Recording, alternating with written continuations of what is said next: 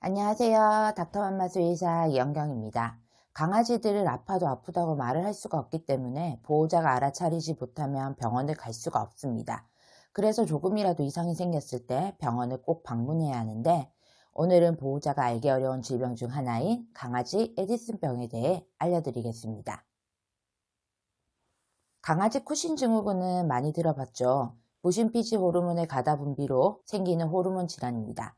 에디스병은 이와 반대로 부신피지 호르몬이 적게 분비되어 발생하는 질병이죠. 부신피지 기능 저하증이라고도 합니다. 부신은 양쪽 신장 옆에 하나씩 존재하는 내분비 기관으로 우리 몸에 아주 중요한 호르몬인 알도스테론과 코티솔을 분비하는데, 알도스테론은 신장이나 소장에서 흡수되는 나트륨량을 증가시키고 배출량을 감소시켜 체내 전해질 항상성을 유지하는 데 아주 중요한 역할을 합니다. 따라서 혈액량과 혈압에 영향을 주기 때문에 알도스테론이 가다 분비 시에는 체내 수분이 많아져 몸이 붓고 혈압이 증가하며, 반대로 분비가 적어지면 급격한 수분 손실이 일어나 탈수, 저혈압이 나타납니다.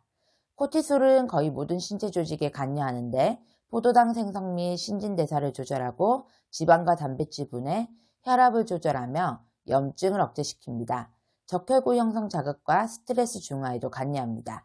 이 두 호르몬은 생명 유지를 위해 정말 중요한 호르몬으로, 부신의 기능에 문제가 생겨서 생성이 잘 되지 않으면 강아지 몸이 약해지고 심각한 합병증이 생기며 심지어 사망에 이르기도 합니다. 정확한 원인이 알려지진 않았지만 1차 원인은 자가 면역에 의한 것으로 알려져 있습니다. 자가 면역은 면역체계 이상으로 자신의 조직을 세균이나 바이러스로 인식해서 공격하고 파괴하는 것을 말합니다.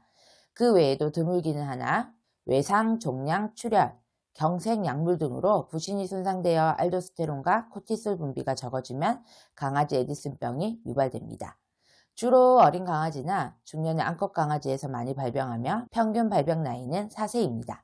유전적으로는 푸들, 그레이트데인, 콜리, 하이트 테리어 등이 취약합니다.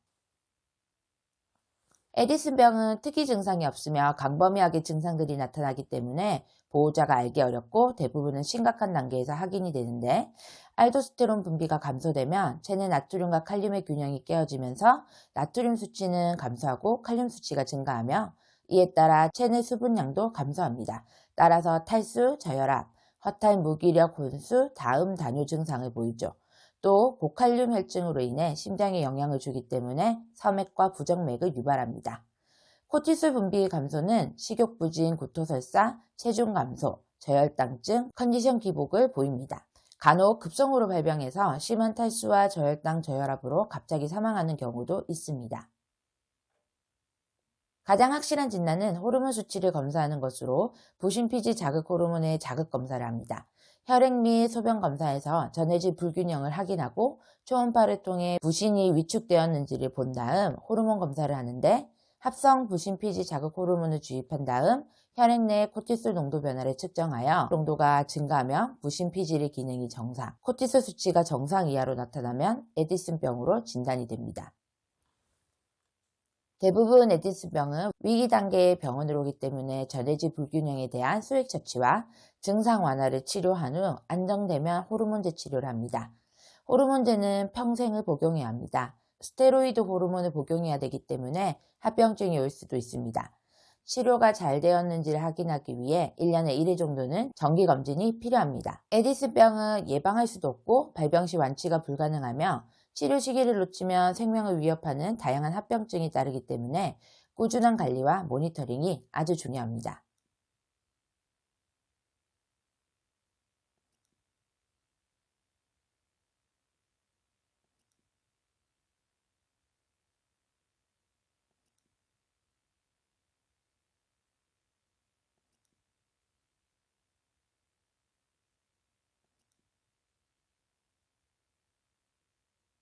강아지 에디슨병은 증상이 비특이적이라 대부분은 보호자가 알아차리기 어렵습니다.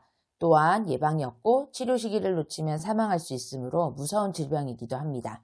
따라서 에디슨병이 의심되는 증상을 보인다면 병원에서 꼭 검진을 통해 확인하는 것이 중요하며, 완치는 할 수 없지만 꾸준한 치료와 지속적인 관리를 잘하면 일상생활을 무리 없이 할 수 있으므로 보호자의 노력이 필요합니다. 지금까지 수의사가 알려주는 강아지 에디슨병이었습니다. 위와 관련하여 더 궁금하신 점은 아래 댓글이나 저희 닥터맘마 사이트로 문의 부탁드립니다.